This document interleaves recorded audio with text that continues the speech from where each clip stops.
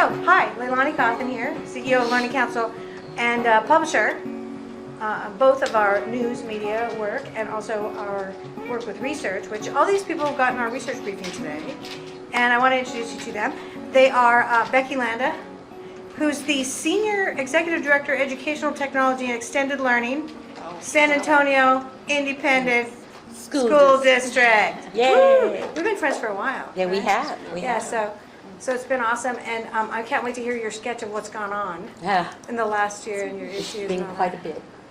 Yeah. It's not like nothing happened. Yeah, really. So. Okay, so all right, good. And my longtime friend Karla Burkholder, who's the Director of Technology, Schertz-Cibolo-Universay City Independent School District. It's very long. SCUC. SCUC is just better to abbreviate everything. Yes. Yeah, I don't know what it is. Texas got long names for things. Yeah, we do. Yeah, we really do. But you were one of the original Edu-Jedi who actually built the original dictionary 7 years ago. It's evolved. I know, it's really evolved. It was like 76 definitions then, now it's like 77. 215 or something. Yeah, people download that all the time. Okay, so then I also have with me Myrna Martinez, who's the Information Services Director for Harlandale Independent School District. That is correct. And Glad she's, to be here. Yeah, it's good to have you. You're very smart. I sat with you earlier today. Thank you. And I thought of you Don't as tell a- anybody that. Yeah, don't tell anybody that. Yeah, California will try to poach you away anyway. They're already doing that to get away all the Texas people. Okay, so, and then my newest friend, Lacey Gosch. Gosch? Okay, let's say that right, correctly. Like, oh my gosh. Like, oh my gosh, Lacey Gosch. Okay, great. Who's Assistant Superintendent of Technology from Judson ISD. And she has a lot of interesting ideas, so it's going to be good to hear what you have to say today. Okay, so good. So we're going to start with this. Just give me a little sketch, not of like the whole pandemic scene, but sort of just the last maybe year, 6 months to a year. What is happening in your district? Because then I'm going to go on to some other things about issues and defining normal, and we're going to wind up talking about vision in the future. So let's start with your sketch. San Antonio, what is happening? So I think if we think about the last 6 months to a year, right?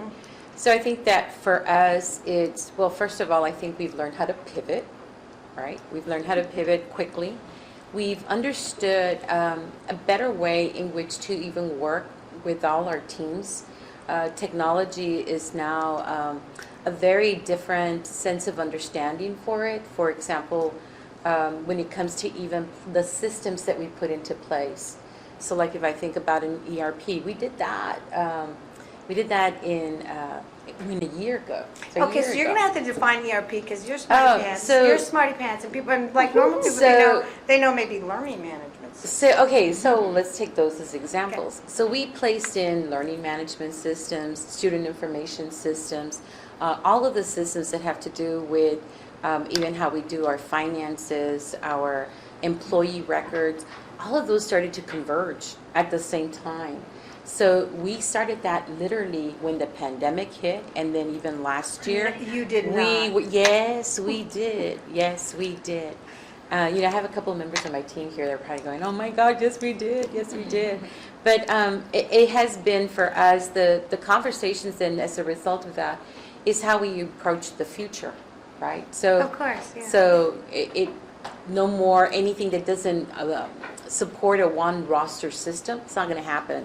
I think we've become very, very specific about the do's and don'ts when it comes to acquisition of resources, and then the accessibility of these resources to our students, and to our families. I mean, wow, think about the role of the parent and what happened with that. So we just have to have for the last 6 months to a year, it's almost been looking at, I like what the superintendent from Kamal said about the looking within the box. It's like, yeah, what do you have already? What do you keep and what do you don't? What is it that you release? Because we're now having to reassess all that we did during the pandemic when it came to hybrid learning, remote learning, to you're back in the building, and then how do we redefine that space under a blended learning model? I still can't get over the fact that you even know what ERP is. Oh, yeah, well, yes. Okay, so enterprise resource planning. Yes. This is kind of new lingo for a lot of people. We've been talking a lot all day, like about organizational strategy at a new harmonic level, high up, Yeah. then I think people are really ready for, maybe, right? Well, you've had to You're already become- doing it. Yeah, well, you had to become familiar with it because there is such an interconnectedness with what we do. You know, I mean, you're talking about these hybrid logistics models. You cannot have that understanding of these systems and how they work together and really have something efficient if you're not part of that understanding, right? You have to be in that space because now when I think about the things that we purchase, so out of our department, for instance, we provision every single software that we acquire in the district. And a district our size, you're looking at about 500 pieces of software. And so when we provision the software, if the systems that we use can't purchase it, can't assign it to a student, can't have accessibility to other platforms, it's just going to sit there. And so we all have to become much more aware, not just from the designing of the learning aspect of it, but the functionality and how do you get it to the end user. So yes, that's why we know. Yeah, so you've gotten really sophisticated. So before I come to Karla, when you say the word provision, it means the allowing of the individual students, but also the integration of the things so that the things are talking to the things in a seamless way. Absolutely. So I'm going to give you credit for this because it was at one of these learning council meetings that we engaged in our conversations with an SSO. With a, Yes, we won't say the name, but yes, starts but with a with C. SSO. Yes. Yeah, they're not sponsoring Yeah. this particular Okay, thing, well, so with we an don't say their SSO. name. Okay. Yeah. But I will tell you that that has been such a game change for us because that's when we really learned about, first of all, how many systems people were actually placing into a school district. You know, when everything's free, try it for 30 days, you know, that kind of thing. And so, so we love the innovation that our teachers have, but then it's kind of like, stop, you know, because we literally did an inventory. There were thousands of pieces. So when we ended up placing them into a single sign-on solution, did we start thinking about how do you really track this information? And that happened to us. Literally, we had just started that, 3 months after the pandemic hit. That was the only way we could track, by the way, when these things started. Isn't that crazy, right? Yeah, yeah. We knew who was online. It was crazy. But now those systems have become such value added to us because when we provision, if we can't get that resource out to you, it is a problem. And Well, we'll yeah, hear it's an about equity issue too. It It is. gets ugly all the way around. Absolutely. Well, this is wonderful. I could spend an hour with you, but I'm going to move on to my other wonderful gals over here. So Karla, Yes. small sketch about what has happened just in the last 6 months to a year. So it's interesting what's happened. So there's been some really positive things that have happened in our technology world, and of course in the instructional and teaching and learning. There's what everybody else is struggling with. You know, the learning loss and closing the gap and all of those things. But for us, it's really shined a light on security, cybersecurity. It's really opened doors for us to be able to put some things in place that we knew we needed all along, but it wasn't at the forefront of people's attention at the time, and now it is. Thank you, Lacey. Yeah. Yeah. But so that's really, really good. We're putting in multi-factor authentication. We're doing some of these things. It's not, people aren't always happy about it, but we know that we need to do it. Also, my deputy superintendent and I have started rounding our case. So you know, instructional rounds. So we're rounding with our campuses and talking about, you know, what's working with technology. What's some things we need to be looking at? What might hold us back? And we're hearing just what you're saying. We have too many systems. We have too many places to go to get information that don't work together. So while that's not a good thing, it's shining a light on the on the fact that they've got to talk to each other. So I'm hoping that as we collect that data, that we're going to be able to go back and look at things and ask those questions. Okay, so why are we doing it this way, and how can we make it better? How can we be more efficient with it?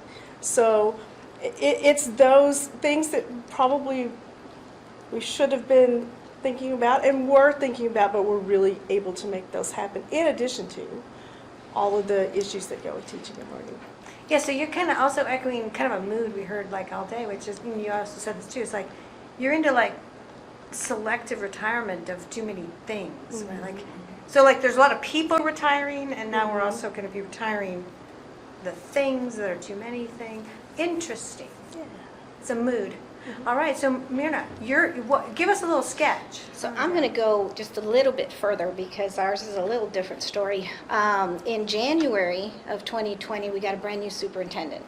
In February of 2020, he called me. Fun for the whole family, Yeah. right? Yeah. He called me into the office and said, I only got this job because I promised the board that we were going to work on bridging the digital divide. And I work for a 90% economically disadvantaged school district. So our kids truly didn't have technology at home.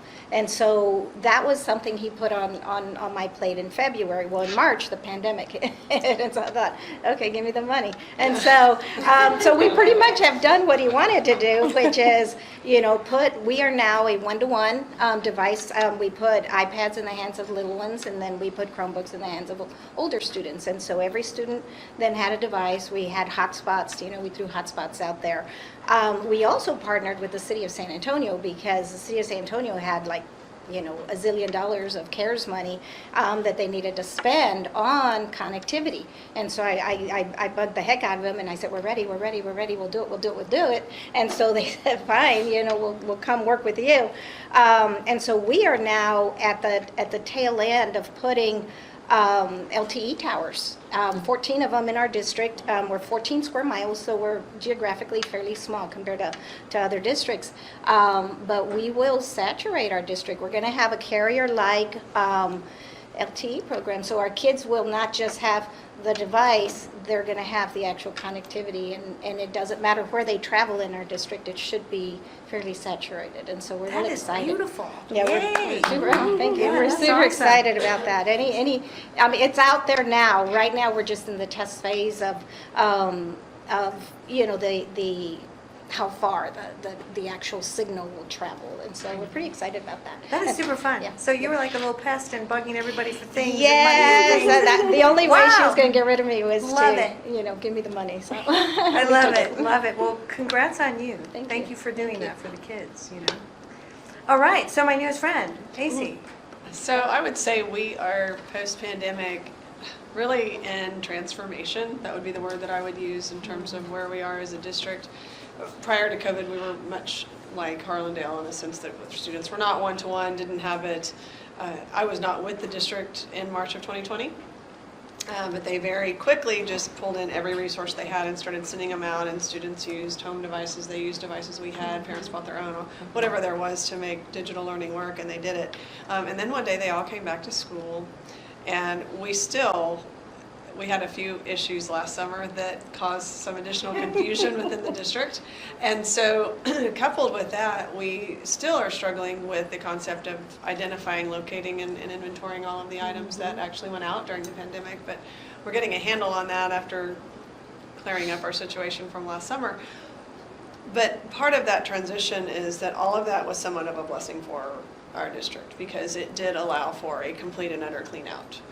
And so even though our problems from last year, that it's allowed us to really share out and talk to other districts about what is going on and how you can prepare yourself for the inevitable negative things that can happen within a school district when it comes to the use of cyber systems. But it also brought light for our school board and other folks that if you're going to do a massive deployment, you need to do some pre-planning before you do that.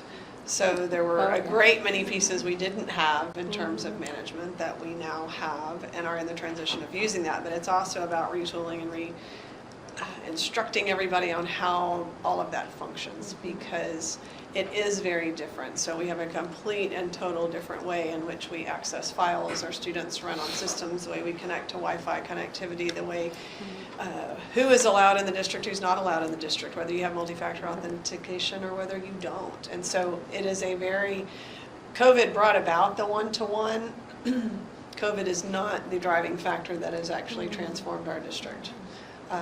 But there are other factors that have transformed it. And so coming out of the pandemic, using all of those transformational pieces, both were negative, had negative connotations on them, but both have really propelled us forward in terms of looking at creating more of the interactive learning environments and creating that home to school connection.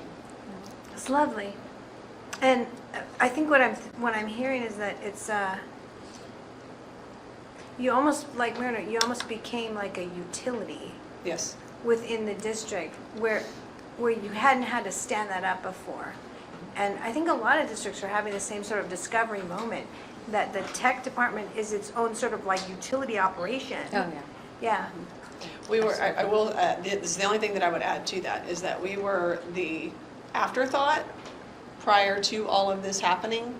And so through COVID, through the instructional aspects that came with that, through everything over the last year, it's been brought to everybody's attention that when technology doesn't work, the district doesn't work.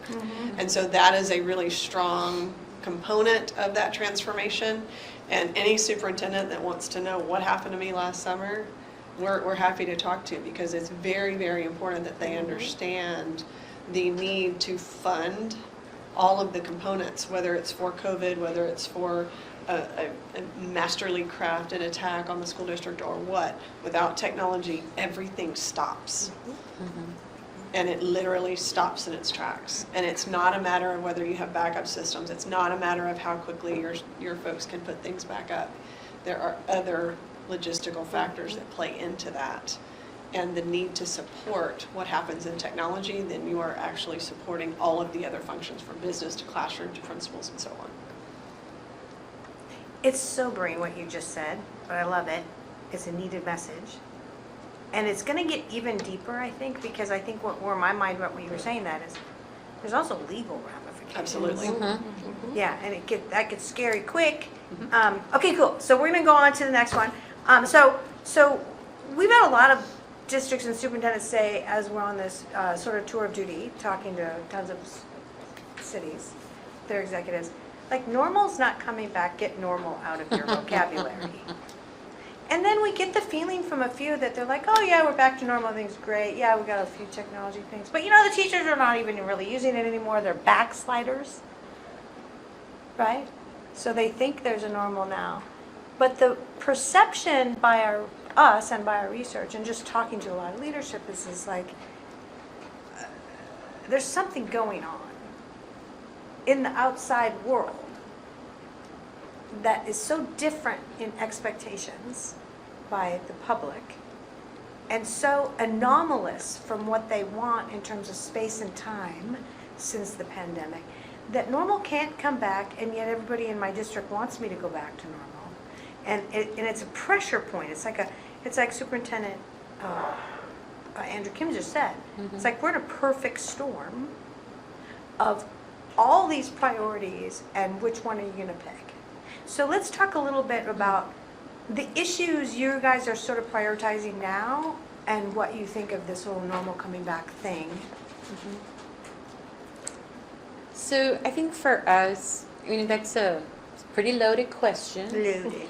But I would say to you that, so there's some aspects to it, and I'm going to kind of try to divide them up, because I really like what you said about the fact that technology doesn't work. So for us, normal now had to be embracing the idea that the tech was there, because we went to a one-to-one device, but to also look at the capacity building that was required to put those devices to use.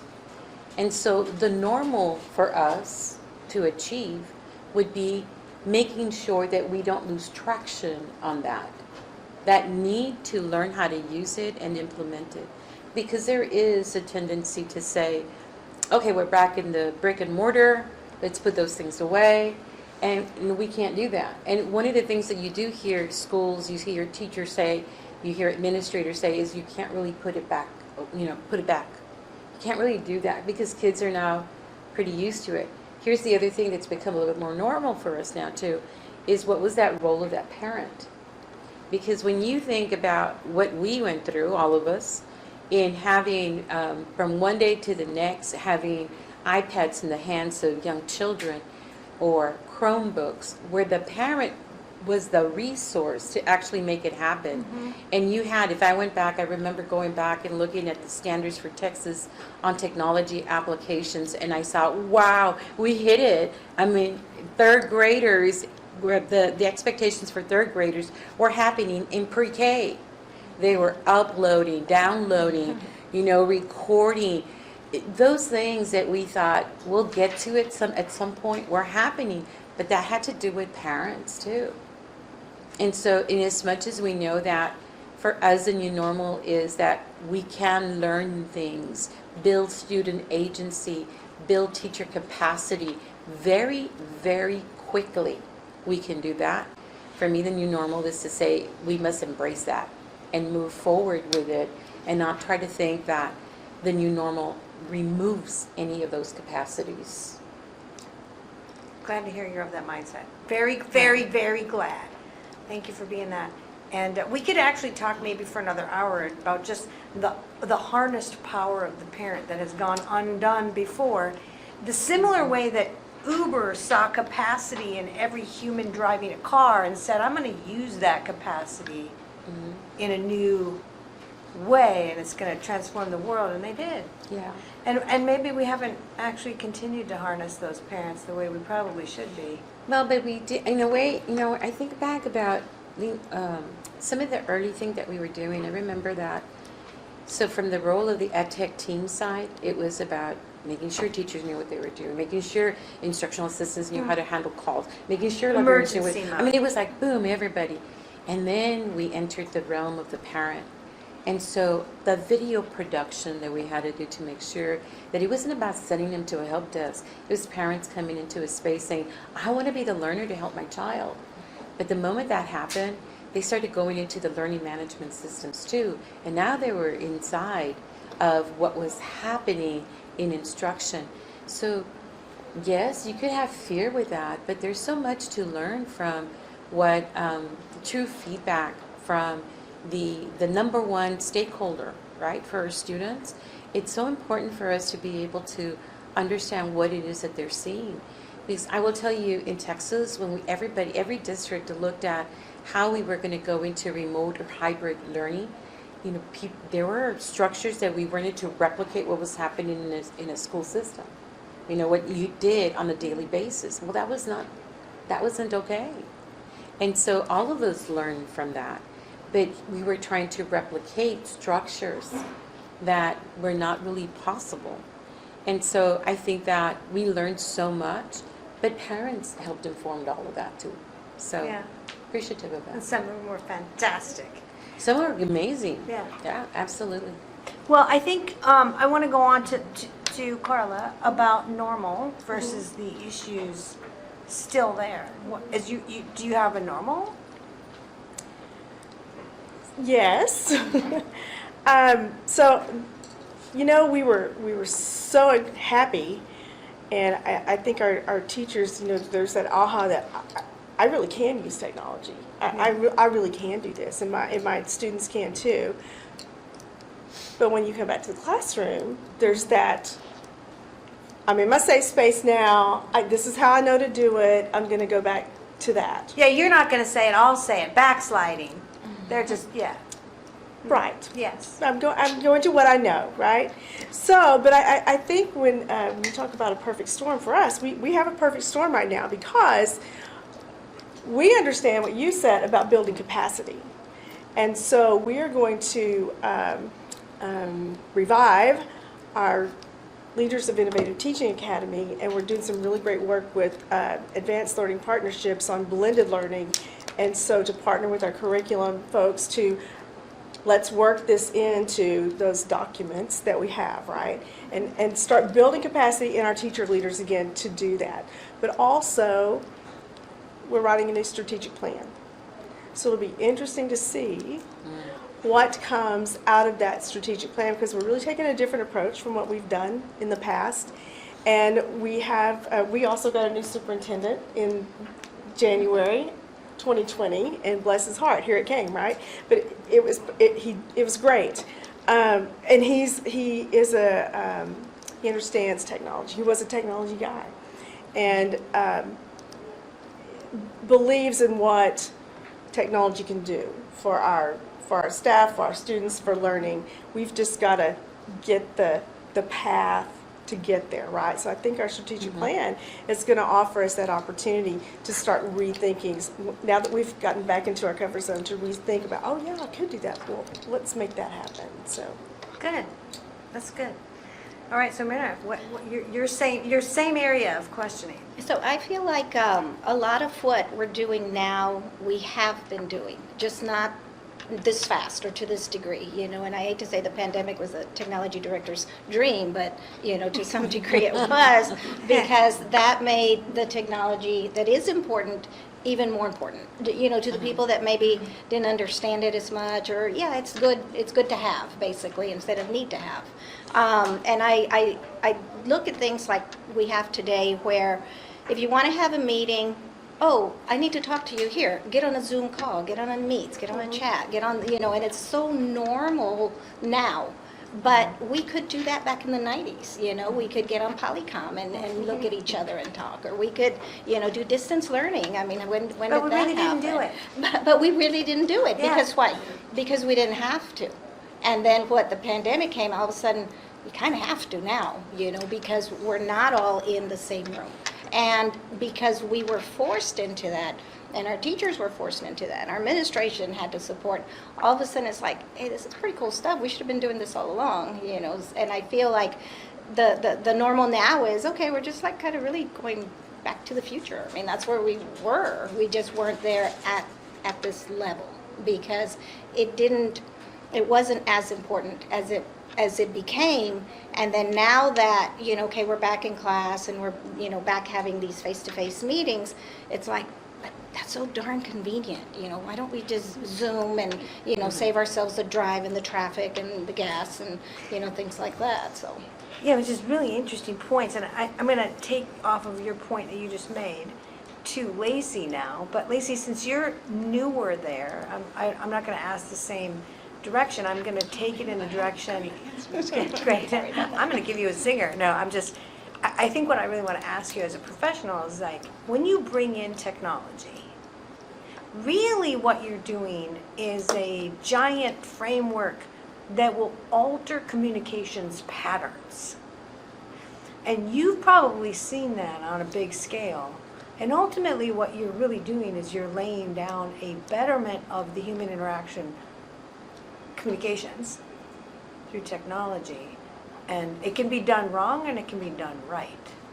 And so I want you to comment on that, because they brought you in as a professional to fix things, obviously. So what are your comments on that? Because, maybe you didn't know as much about the normal before as you do Right. where this is. So I'll answer kind of both questions, because I was in school systems in 2020. But in terms of the human aspect of the communication piece, I think that to best answer that, I would say we are on the cusp of getting to where we need to be in terms of communicating well in that realm. I think there are some people who engage in that type of communication very well and are able to bridge the human connection through that video feed. However, I think there are others that don't, that still need that one-to-one human interaction. Mm-hmm.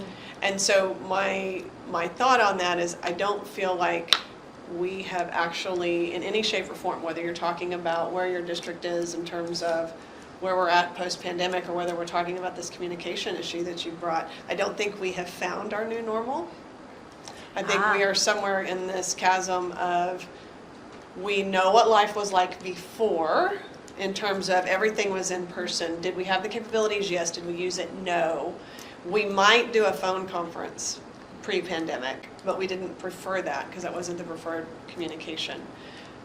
However, now that is something that we were forced to do for a long time. So I think we have a lot of people that are kind of stuck between okay, I have the option to do it that way, but it's not my preferred method, but everybody's doing it that way, so I'm going to do it. So you end up with some people who are very disengaged in those kind of conversations, and they don't react very well to that. And so the results that you get on the other side are very disjointed.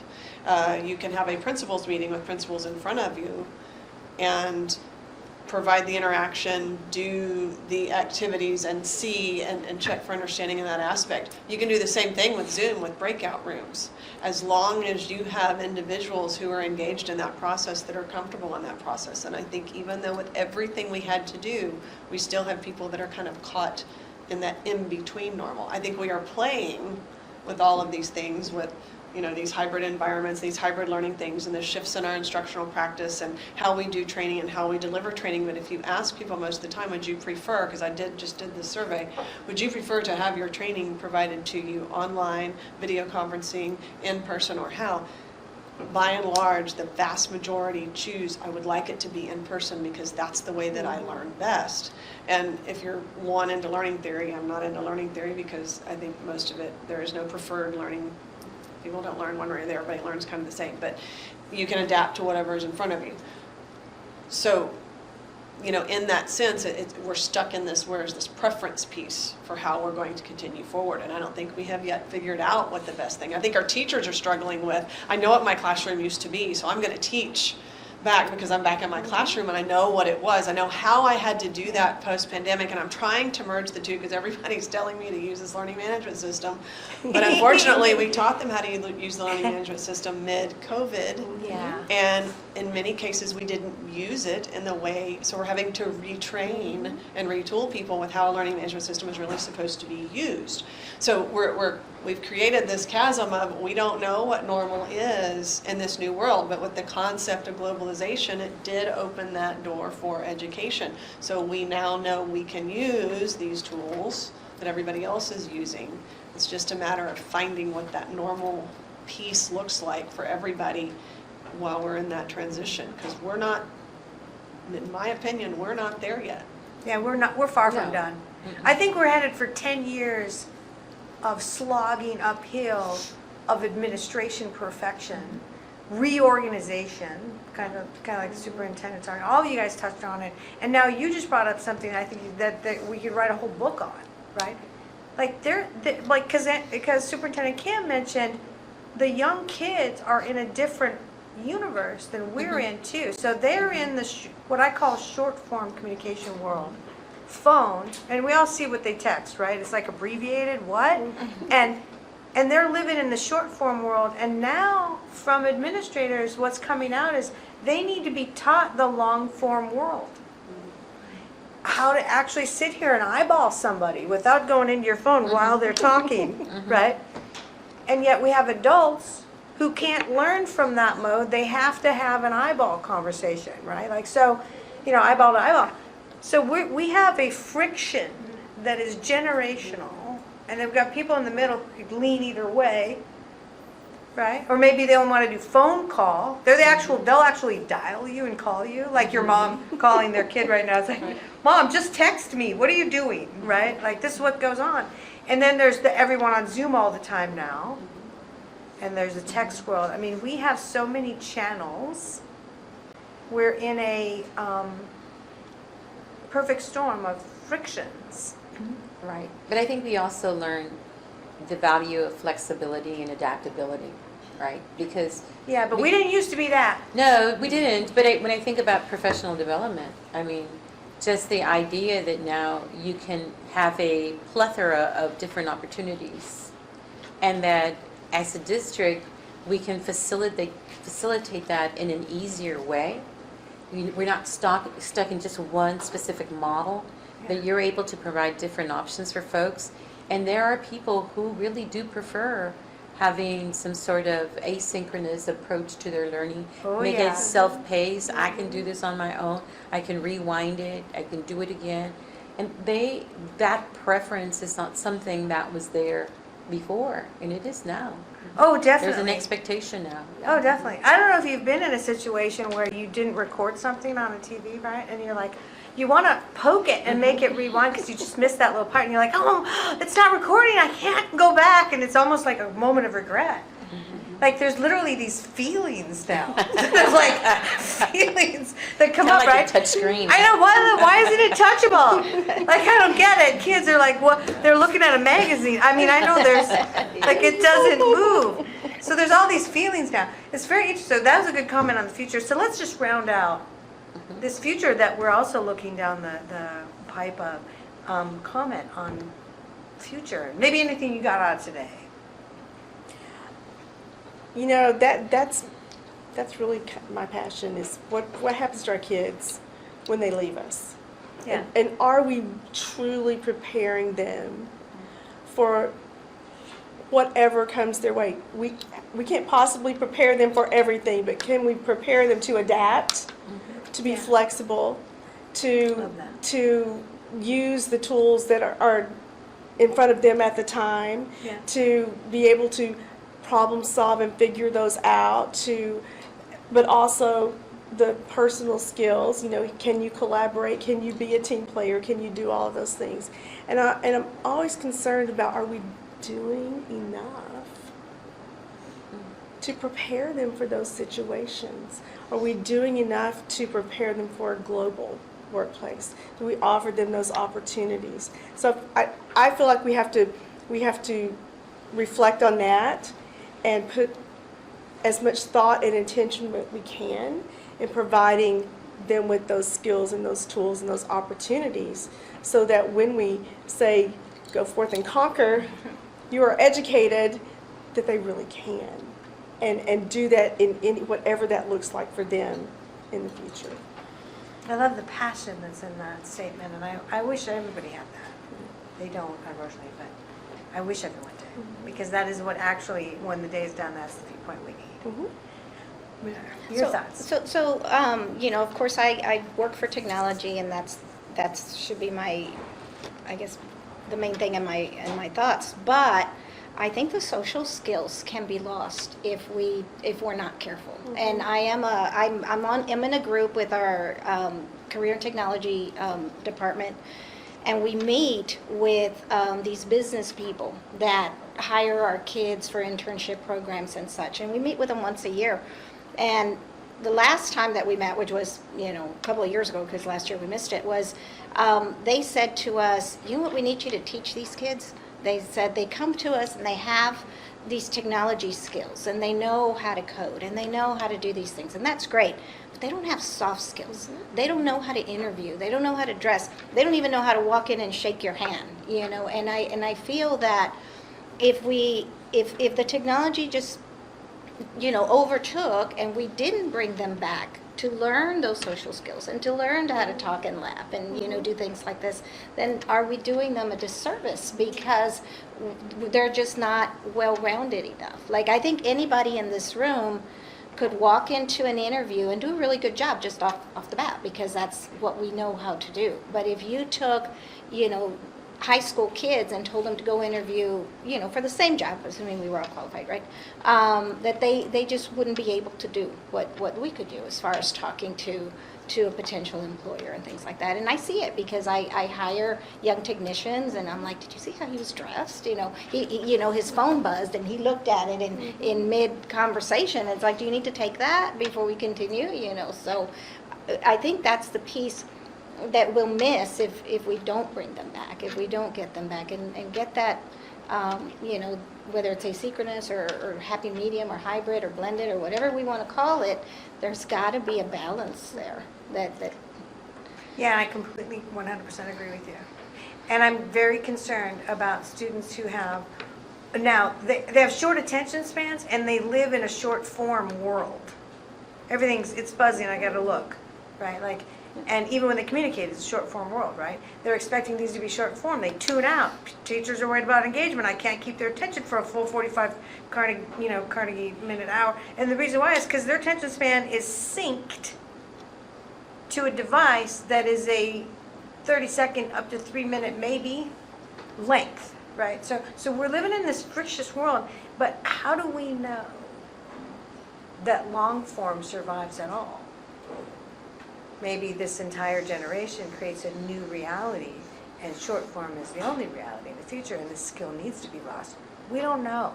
but we do know it's a friction for them when they're trying to get a job from a boomer or a Generation X like me. We know it's you see what I'm saying? So I understand the thing, and I don't think it's fully explored, and I love that you brought it up. All right, so I'm going to go to wrap up, girl. You got all bases are loaded, Lacey. I'm gonna say in terms of the short term, whatever, those adults of us who are high functioning ADHD people, we function very well in that world, so it's easy to communicate in that fashion. But I would take your future question from a different perspective, simply because when you asked about the future, what I think of is what have we learned from the whole COVID-19 experience and from all of these changes that we've seen in technology that can really affect the way instruction, the way schools, the way communication, the way all of those things function going forward. There's good things and there's bad things. They're associated with the whole deal. We look at how prepared our teachers were, how we had to adapt what we did, how we deployed devices. But when we look at education, I think we all know that the 1965 model that we've all been following for years and years and years and years was not the best model. It wasn't working. We were trying to find ways pre-pandemic to transform that. Unfortunately, what we're seeing, as you labeled it, backsliding and some things like that. We're trying to fit those back in with some of our new skills, and perhaps that's not the lesson that we all need to learn future forward for schools. Maybe we really need to use the opportunity to make that transformation, however you need to do that, whether you do that campus by campus or a few classrooms here and there, whether you create, like with the cohort model that you were sharing earlier, we create small pockets and we start to show what that looks like, and we begin to look at those testing scores to try to transform the whole process of how we approach education. To me, those are the future lessons that we learned, not to say that there aren't other aspects about are we preparing our kids for the future, because in some cases we're not. I worked in the corporate world for a while, and I can tell you there were lots of people that they can't problem solve beyond, well, you didn't give me A, B, C, or D, and I'm like, this is not the STAR test, but it didn't matter. That's what we've trained them to do. And so as we look at this, if we know that short form is how our students learn, and I function very well on short form. I don't never have done well in the 45 minutes sit and get. It doesn't work for me. I am very distracted. It's not that I don't hear you. I hear everything you're saying, but I'm also doing something else at the same time. And it's interesting to me how many people that I work with are the exact same way. And our students are that way too. And it's because things are moving very, very quickly. And if you stop, you're going to miss something. So how can we use that knowledge about our kids to help make our classrooms better for the future? Love that you said that. Love it. And you need to think about starting that whole like short form, long form. Because you break this down, people. Short form versus long form is the difference between the speed of the human mind and the speed of the machine. And the machine can pelt you with way more data. I mean, the human mind is super lightning fast, right? Like if you try to trace how fast an impulse goes from neuron to neuron, it's lightning fast. But it's also sort of more linear. We've trained the human mind to think of linear, and then it'll go tangential, but machines, I mean, you can be, one phone can be running several different programs at once. So we have many points of discussion going down the road. We barely had enough time together today, but I loved everything you guys said, and I think it was wonderful, and we should spend hours and hours and hours more together in the near future. But I just really want to thank you. Thank Absolutely. you. Thank you not just for who you are, but for what you've done and are doing, each and every one of you, for your schools, and therefore all these, probably tens of thousands of kids here, right? Absolutely. Tens of thousands. Yeah, huge number of kids. Thank you. And everyone give them a hand. Thank you very much.